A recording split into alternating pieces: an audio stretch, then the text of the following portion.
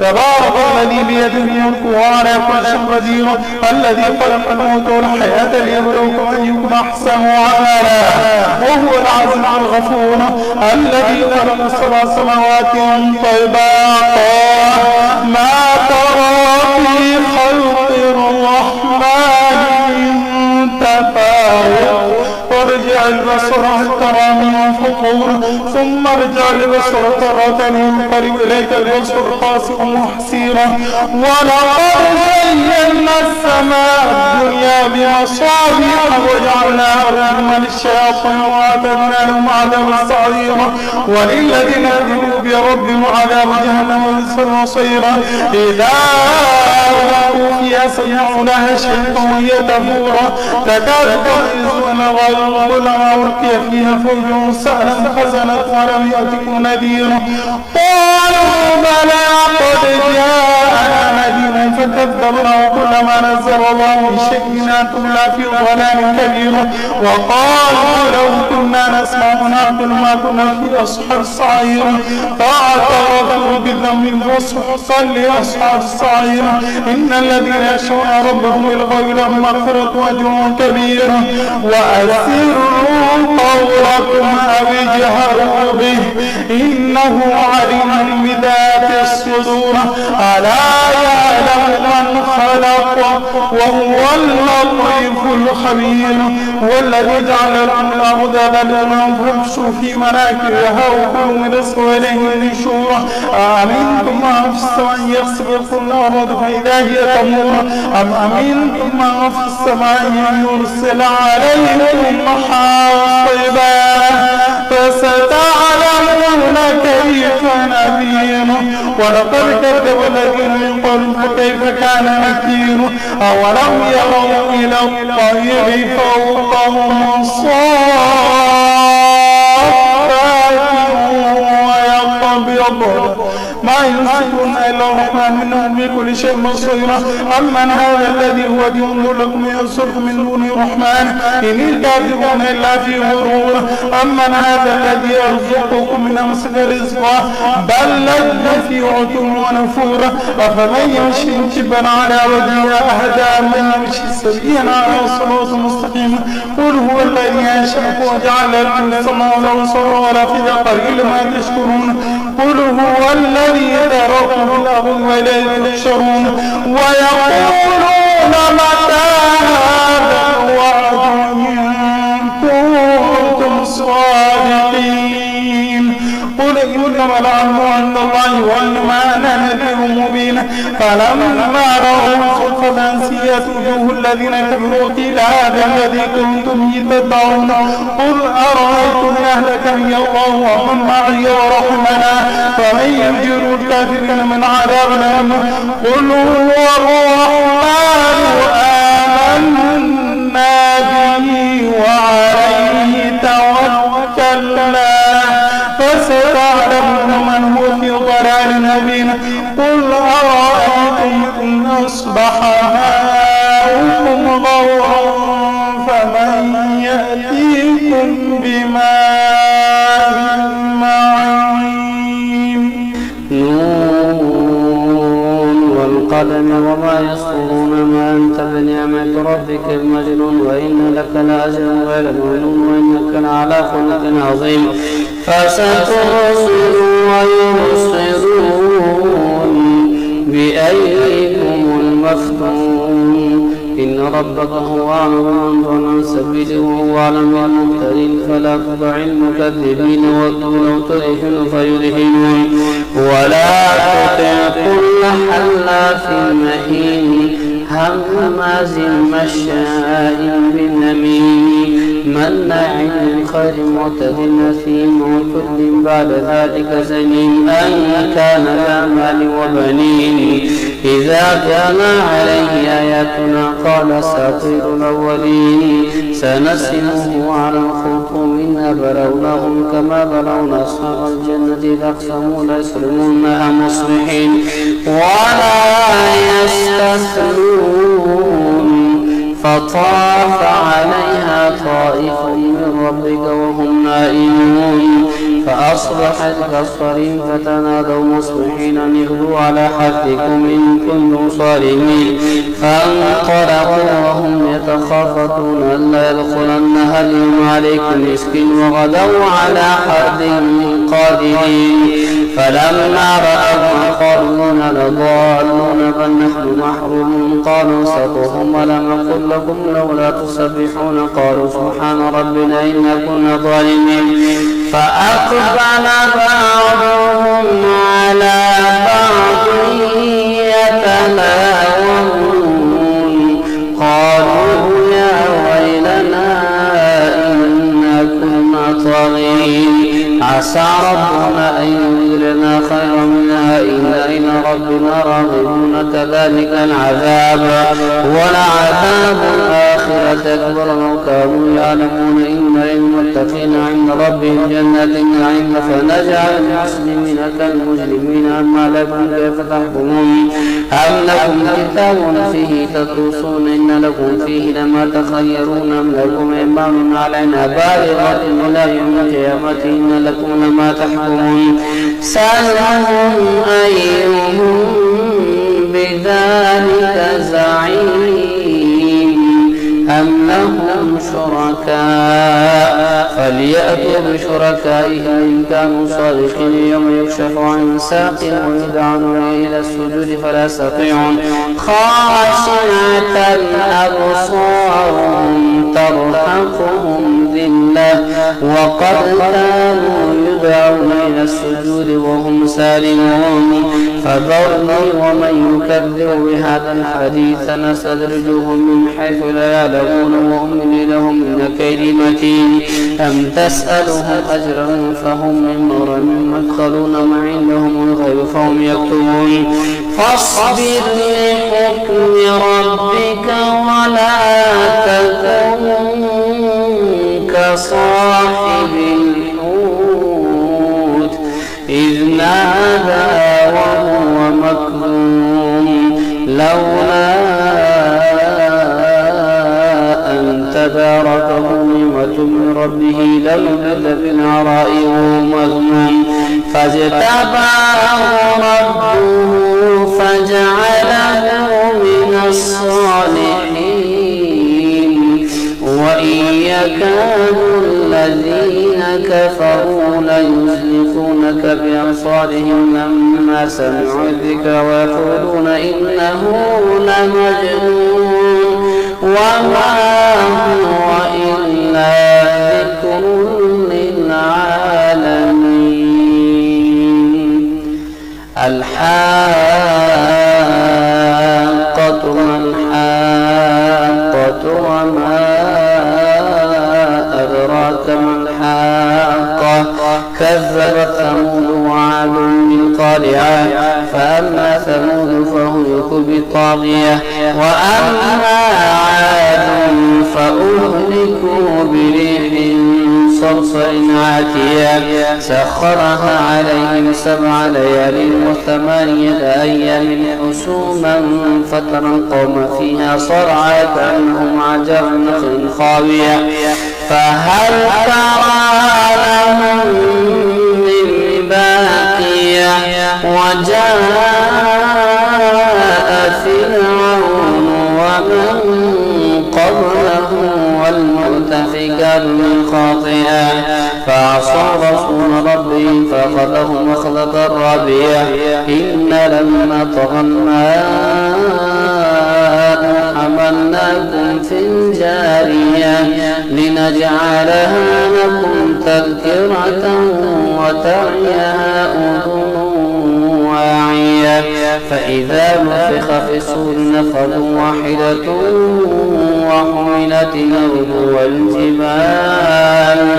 وحملت الأرض والجبال فدكتا دكة واحدة فيومئذ وقعت الواقعة وانشقت السماء فهي يومئذ واهية والملك على أرجائها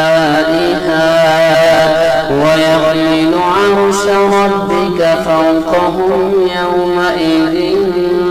ثمانية يومئذ تعرضون لا تخفى منكم خافية فأما من أوتي كتابه بيمينه فيقول هاؤم اقرءوا كتابيه إني ظننت أني ملاق حسابيه فهو في عيشة راضية في جنة عالية قطوفها دانية كلوا واشربوا هنيئا بما أسلفتم في الأيام الخالية وأما من أوتي كتابه بشماله فيقول يا ليتني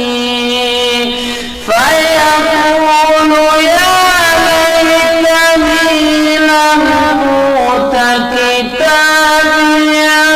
ولم أدر ما حسابيه يا ليتها كانت القاضية ما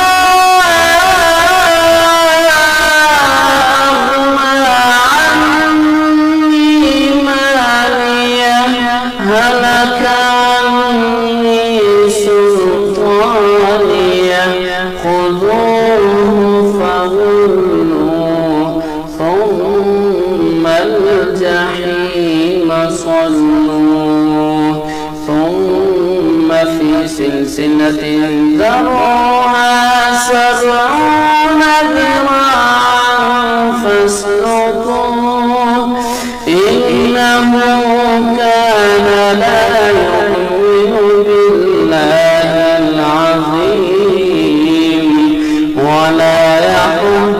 على طعام المسكين فليس له اليوم هاهنا حميم ولا طعام إلا من غسلين لا يأكله إلا الخاطئون فلا أقسم بما تبصرون وما لا تبصرون إنه لقول رسول كريم وما هو بقول شاعر قليلا ما تؤمنون ولا بقول كاهن قليلا ما تذكرون تنزيل من رب العالمين ولو تقول علينا بعض الأقاويل لأخذنا منه باليمين ثم لقطعنا منه الوتين فما منكم من أحد عنه حاجزين وإنه لتذكرة للمتقين وإنا لنعلم أن منكم مكذبين وإنه لحسرة على الكافرين وإنه لحق يقين فسبح باسم ربك العظيم سأل سائل بعذاب واقع للكافرين ليس له دافع من الله ذي المعارج تعرج الملائكة والروح إليه في يوم كان مقداره 50,000 سنة فاصبر صبرا جميلا إنهم يرونه بعيدا ونراه قريبا يوم تكون السماء كالمهل وتكون الجبال كالعهن ولا يسأل حميم حميما يبصرونهم يود المجرم لو يفتدي من عذاب يومئذ ببنيه وصاحبته وأخيه وفصيلته التي تؤميه ومن في الأرض جميعا ثم ينجيه كلا إنها لظى نزاعة للشهوى تدعو من أدبر وتولى وجمع فأوعى إن الإنسان خلق هلوعا إذا مسه الشر جزوعا وإذا مسه الخير منوعا إن المصلين الذين هم على صلاتهم دائمون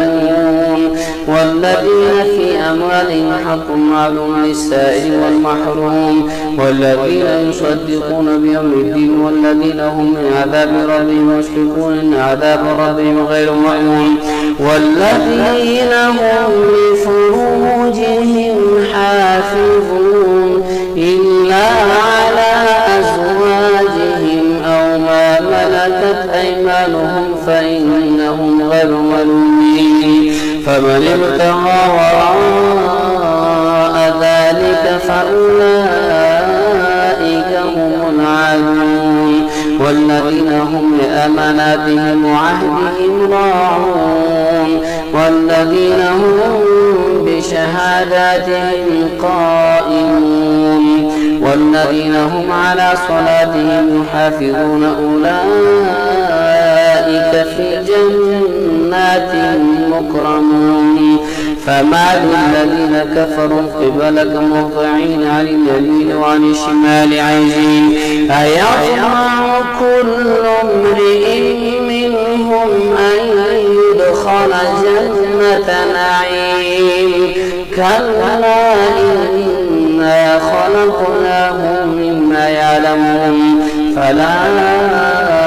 أقسم برب المشارق والمغارب إنا لقادرون على أن نبدل خيرا منهم وما نحن بمسبوقين فذرهم يخوضوا ويلعبوا حتى يلاقوا يومهم الذي يوعدون يوم يخرجون من الأجداث سراعا كأنهم إلى نصب يوفضون خاشعة أبصارهم ترهقهم ذلة ذلك اليوم الذي كانوا يوعدون إنا أرسلنا نوحا إلى قومه أن أنذر قومك من قبل أن يأتيهم عذاب أليم قال يا قوم إني لكم نذير مبين أن اعبدوا الله واتقوه وأطيعون يغفر لكم من ذنوبكم ويؤخركم إلى أجل مسمى إن أجل الله إذا جاء لا يؤخر لو كنتم تعلمون قال رب إني دعوت قومي ليلا ونهارا فلم يزدهم دعائي إلا فرارا وإني كلما دعوتهم لتغفر لهم جعلوا أصابعهم في آذانهم واستغشوا ثيابهم وأصروا واستكبروا استكبارا ثم إني دعوتهم جهارا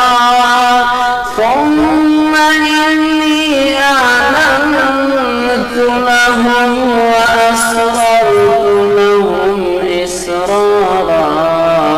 فقلت استغفروا ربكم إنه كان كان غفارا يرسل السماء عليكم مدرارا ويمددكم بأموال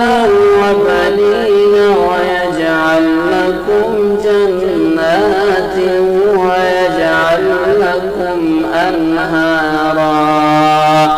ما لكم لا ترجون لله وقارا وقد خلقكم أطوارا ألم تروا كيف خلق الله 7 سماوات طباقا وجعل القمر فيهن نورا وجعل الشمس سراجا والله أنبتكم من الأرض نباتا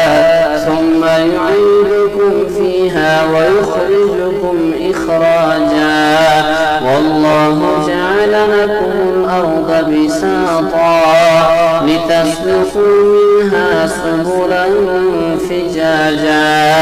قال نوح رب إنهم عصوني واتبعوا من لم يزده ماله وولده إلا خسارا ومكروا مكرا كبارا وقالوا لتذرن آلهتكم ولا تذرن ودا ولا سواعا ولا يغوث ويعوق ونسرا وقد أضلوا كثيرا ولا تزد الظالمين إلا ضلالا مما خطيئاتهم أغرقوا فأدخلوا نارا فلم يجدوا لهم من دون الله أنصارا وقال نوح رب لا تذر على الأرض من الكافرين ديارا إنك إن تذرهم يضلوا عبادك ولا يلدوا إلا فاجرا كفارا رب اغفر لي ولوالدي ولمن دخل بيتي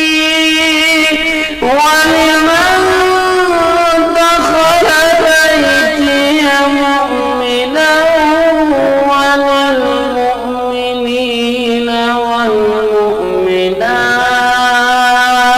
والمؤمنات ولا تزد الظالمين إلا تبارا قل أوحي إلي أنه استمع نفر من الجن فقالوا إنا سمعنا قرآنا عجبا يهدي إلى الرشد فآمنا به ولن نشرك بربنا أحدا وأنه تعالى جد ربنا ما اتخذ صاحبة ولا ولدا وأنه كان يقول سفيهنا على الله شططا وأنا ظننا أن تكون الإنس والجن على الله كذبا وأنه كان رجال من الإنس يعوذون برجال من الجن فزادوهم رهقا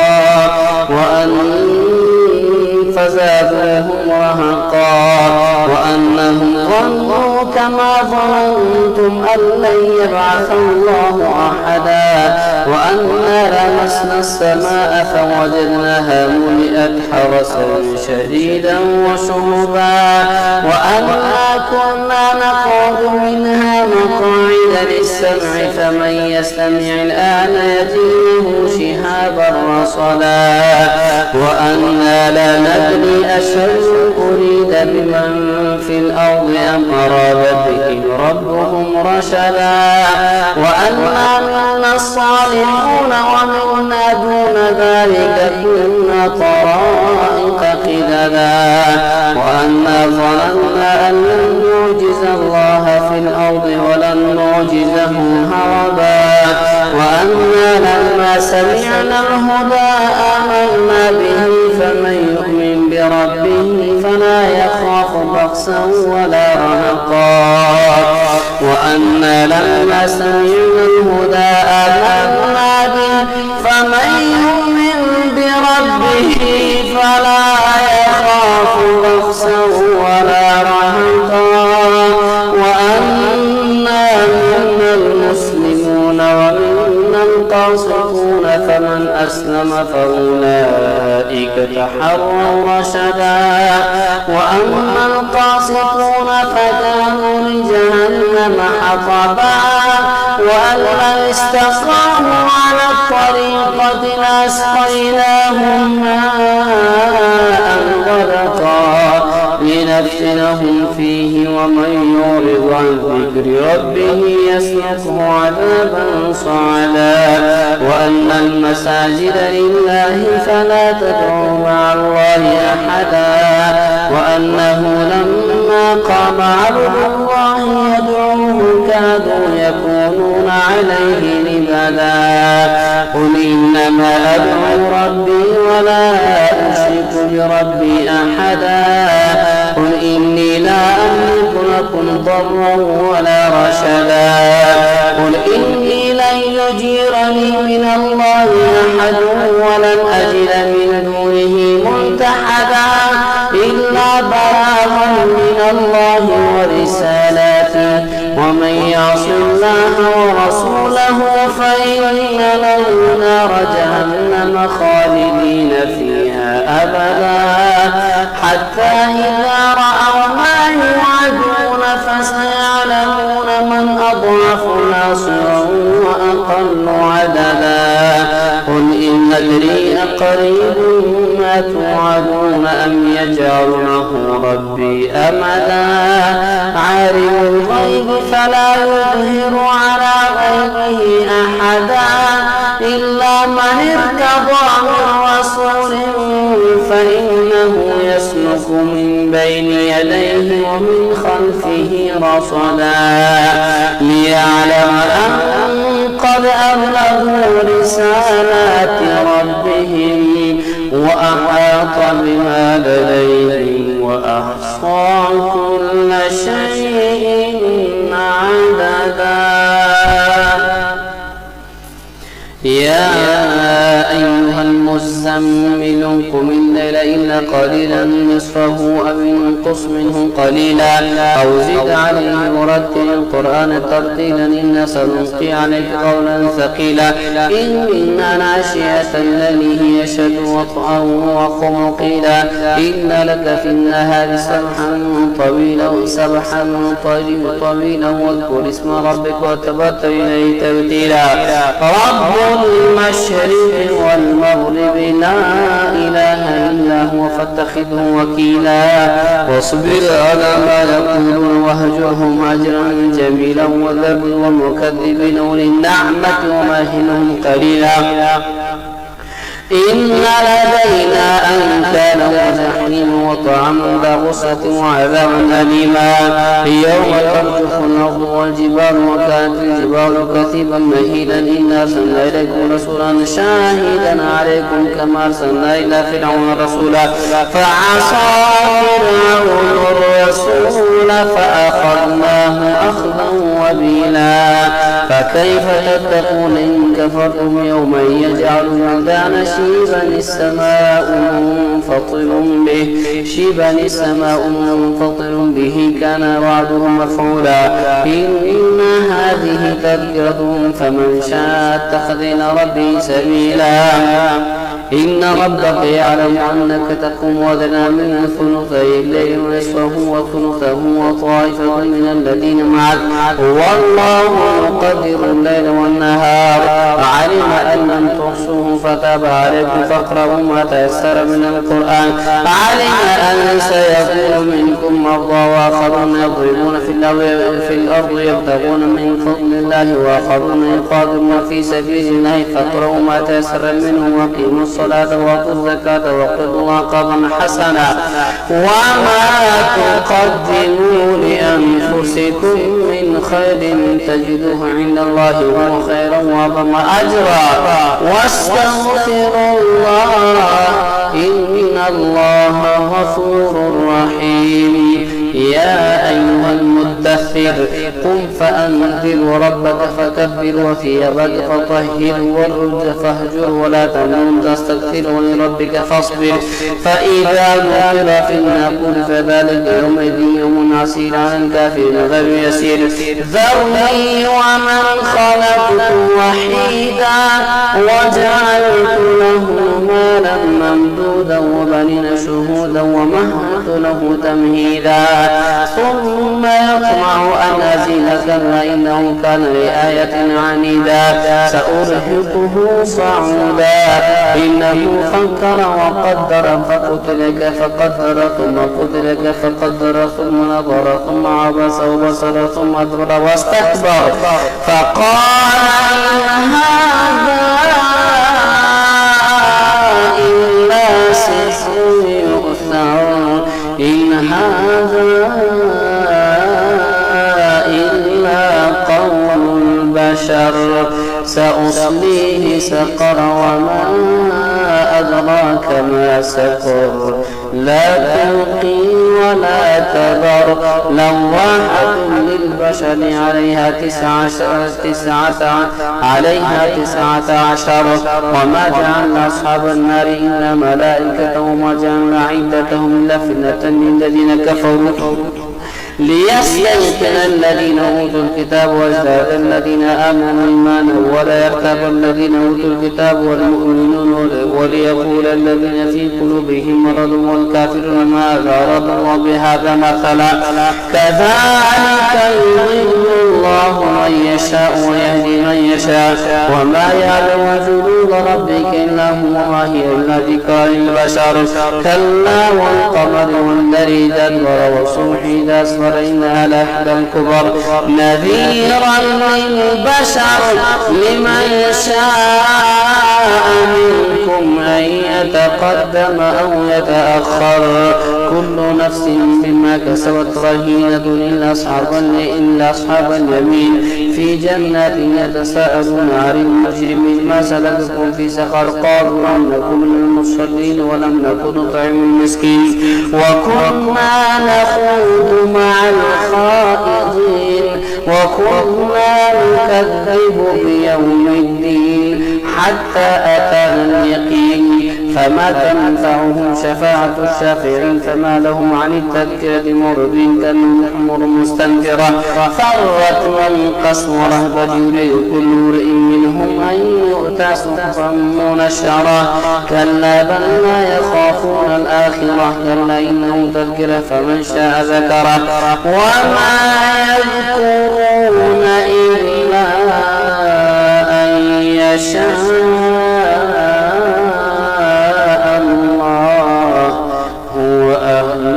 التقوى وأهل المغفرة لا أقسم بيوم القيامة ولا أقسم بالنفس اللوامة أيحسب الإنسان أن لن نجمع عظامه بلى قادر على أن نسوي بنانه بل يريد الإنسان ليفجر أمامه يسأل أيام يوم القيامة فإذا برق البصر وخسف القمر وجمع الشمس والقمر يقول الإنسان يومئذ أين المفر كلا لا وزر إلى ربك يومئذ المستقر ينبأ الإنسان يومئذ بما قدم وأخر بل الإنسان على نفسه بصيرة ولو ألقى معاذيره لا تحرك به لسانك لتعجل به إن علينا جمعه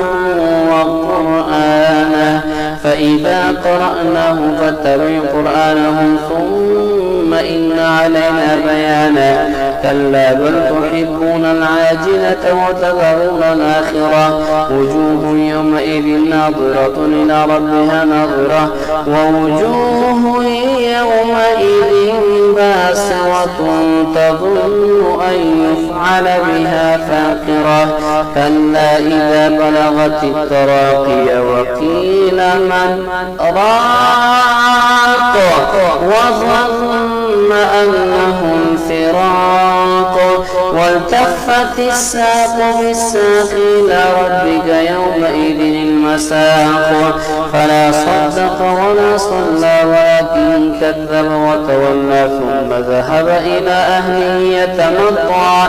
أولى لك فأولى ثم أولى لك فأولى يحسب الإنسان أن يترك سدى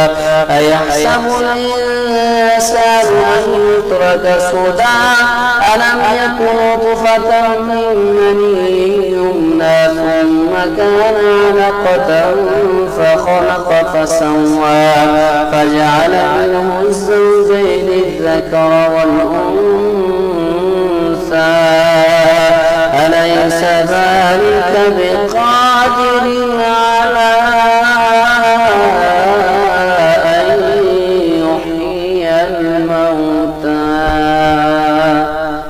هل أتى على الإنسان حين من الدهر لم يكن شيئا مذكورا إنا خلقنا الإنسان من نطفة أمشاج نبتليه فجعلناه سميعا بصيرا إنا هديناه السبيل إما شاكرا وإما كفورا إنا أعتدنا للكافرين سلاسل وأغلالا وسعيرا إن الأبرار يشربون من كأس كان مزاجها كافورا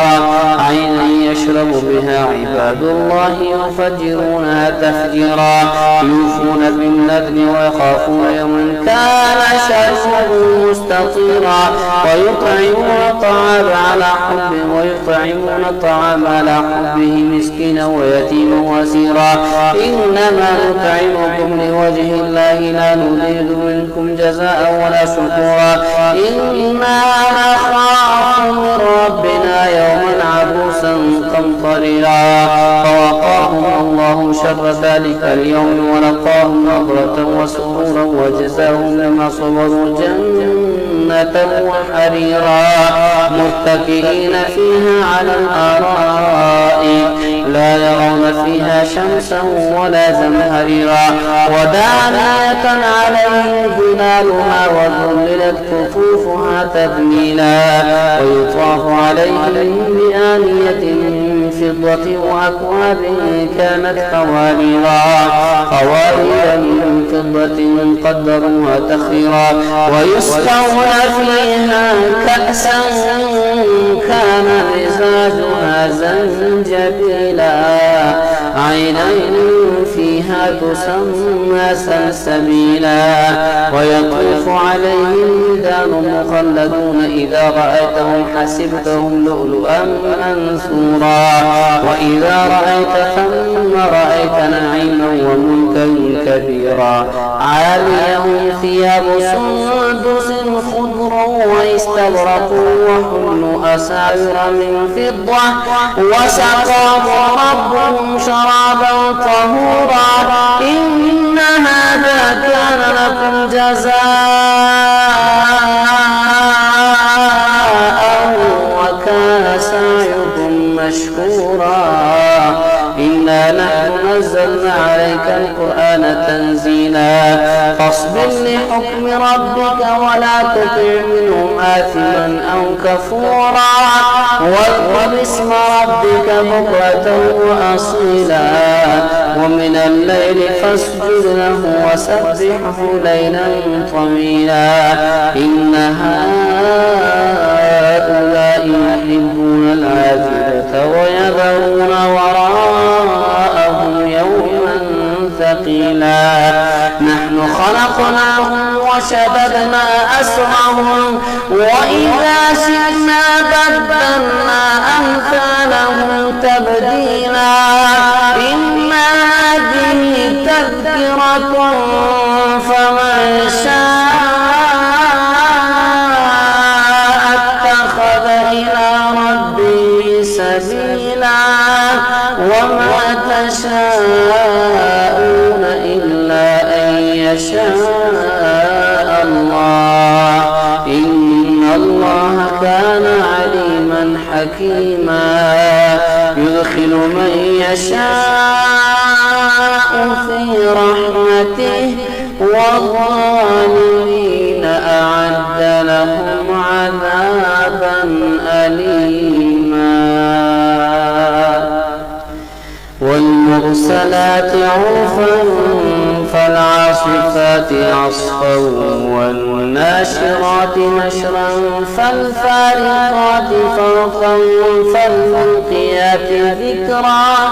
عذرا أو نذرا إنما توعدون لواقع فإذا النجوم طمست وإذا السماء فرجت وإذا الجبال نسفت وإذا الرسل أقتت لأي يوم أجلت ليوم الفصل وما أدراك ما يوم الفصل ويل يومئذ للمكذبين ألم نهلك الأولين ثم نخبرهم الآخرين كذلك نفعل بالمجرمين ويل يومئذ للمكذبين ألم نخلقكم من ماء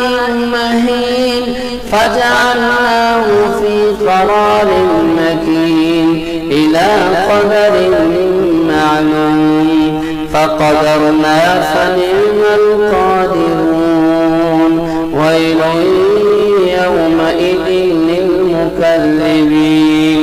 ألم نجعل الأرض كفاتا أحياء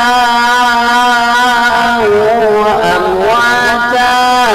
وجعلنا فيها رواسي شامخات وأسقيناكم ماء فراتا ويل يومئذ للمكذبين انطلقوا إلى ما كنتم به تكذبون انطلقوا إلى أهل ذي ثلاث شعب لا حميم ولا يغني من اللهب إنها ترمي بشرر كالقصر كأنه جمالة صفر ويل يومئذ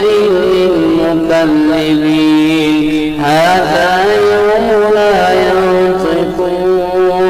ولا يؤذن لهم فيعتذرون ويل يومئذ للمكذبين هذا يوم الفصل جمعناكم والأولين فإن كان لكم كيد فكيدون ويل يومئذ للمكذبين إن المتقين في ظلال وعيون وفواكه مما يشتهون كلوا واشربوا تبارك الذي بيده الملك وهو على كل شيء قدير الذي خلق الموت والحياة ليبلوكم أيكم أحسن عملا وهو العزيز الغفور